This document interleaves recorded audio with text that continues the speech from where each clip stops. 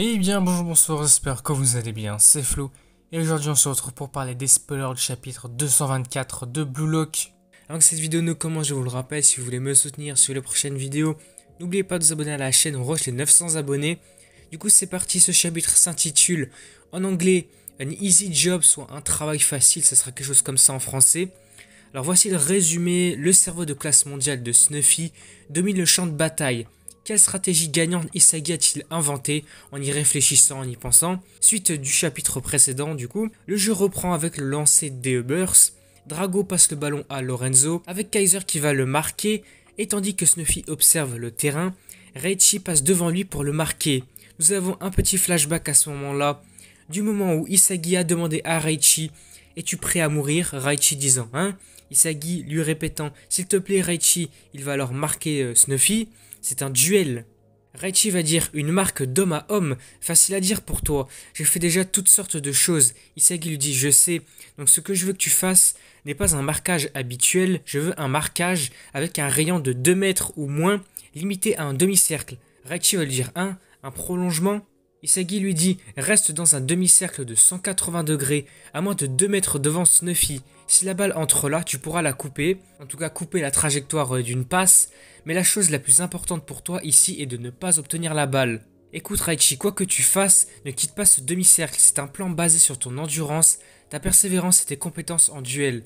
Si tu échoues, tu ne seras qu'une risée, mais si tu arrives à battre Snuffy ici, Reichi sera de classe mondiale. En gros, ce qu'Isagi demande à Reichi, c'est vraiment de marquer fortement Snuffy du coup avec ce rayon de 2 mètres.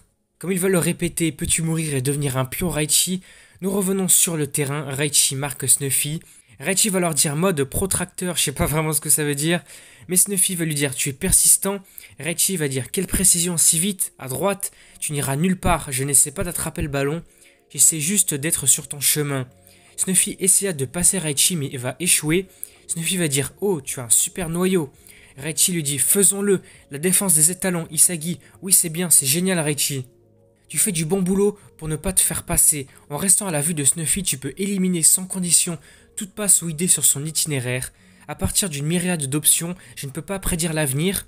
Mais si seulement Reichi peut en éliminer une ou deux options, donc de Snuffy avec ses coups, il limitera naturellement ses attaques. Snuffy n'a aucune chance d'attaquer, il a donc passé le ballon. Donc passant par Nico et maintenant à Lorenzo, Isagi va dire le voilà de l'intérieur de son itinéraire. Par processus d'élimination, le point de départ le plus probable est ici, c'est Lorenzo. Comme Isagi l'avait prédit, il a essayé d'intercepter Lorenzo depuis le col.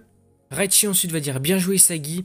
Isagi va dire voici le lien qui les lie en fait défensif, donc distinct entre Reichi et Isagi. Cependant à ce moment-là nous allons voir Aiku qui a eu le ballon avant Isagi. Aiku va dire bien joué Isagi. Quand Snuffy est marqué c'est moi qui récupère la balle. Isagi va lui dire même avec mon plan improvisé comme ça, les Bursts y ont déjà pensé. Aiku va dire allons-y Baro. Isagi se demande je ne peux pas atteindre la classe mondiale. Ensuite Yukimiya va dire incroyable, une passe verticale de haute précision. Même avec deux joueurs du Bassar Melchain, ils n'ont pas réussi à intercepter la passe faite par Aiku à Baro. Isagi va se dire qu'y a-t-il à ce niveau? Mon cerveau ne peut pas suivre. Gagamaru se prépare alors pour l'attaque imminente. Gagamaru va dire non tu as bien fait Isagi, je ne sais pas pourquoi, mais je sens que je peux arrêter ça, il peut arrêter cette frappe. La balle va passer à travers un face-à-face sauvage et se met à portée de but. Donc en ce moment, les instincts de Gagamaru sont en feu. On voit qu'il est déterminé à arrêter cette balle, cette frappe de Baro. Et puis c'est ainsi que le chapitre va se terminer sur ce duel de Gagamaru et Baro. Donc à poursuivre sur le chapitre suivant, Red Battle. Du coup voilà, le résumé des spoilers va s'arrêter ici. Si cette vidéo vous a plu, n'hésitez pas à liker, à commenter, à partager comme d'habitude. N'hésitez pas à me dire dans les commentaires ce que vous avez pensé du chapitre, s'il a été cool ou pas. Moi en tout cas je trouve que le chapitre était vraiment bien, vraiment très intéressant, surtout ce qui va se passer prochainement. Est-ce que Gagamaru va arrêter la frappe de Baro ou pas? Et puis qu'est-ce qui va se passer avec Isagi? Est-ce qu'il va réussir à battre Snuffy lui-même? Ou il va essayer d'élaborer de nouvelles stratégies avec Reichi, on ne sait pas. Du coup n'hésitez pas à me dire dans les commentaires vos théories, vos attentes sur ce qui se passerait pour la suite. Du coup également n'hésitez pas à vous abonner à la chaîne pour me soutenir sur les prochaines vidéos. On rush les 900 abonnés je vous le rappelle et du coup moi je vous dis à la prochaine.